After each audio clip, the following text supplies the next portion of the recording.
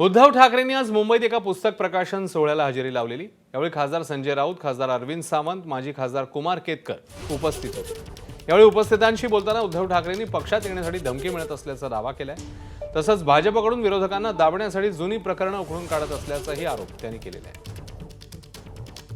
सुरुवातीला सुद्धा जरी मग तेव्हा काँग्रेसचा जमाना होता, पोलिसांकडनं शिवसैनिकांना धमक्या यायच्या, तू हे बंद कर, काँग्रेसमध्ये नाही तर टाळं लावतो।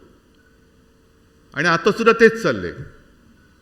आता सुद्धा पोलिसांचा वापर हा आपल्या टोळीतल्या लोकांसारखा केला जातोय आणि पक्ष फोडले जात आहेत, नाही तर जुन्या केसेस उकरून काढल्या जात आहेत। पुढचे समोरचे पक्ष हे नामोहरम करण्याचं चाललेलं आहे। काय कुठे आपण चाललेलो आहोत, कोण आपण जातोय, त्यातनं नेमकं आपण त्याचा काय शेवट तरी काय होणार आहे? एबीपी माझा, उघडा डोळे बघा नीट।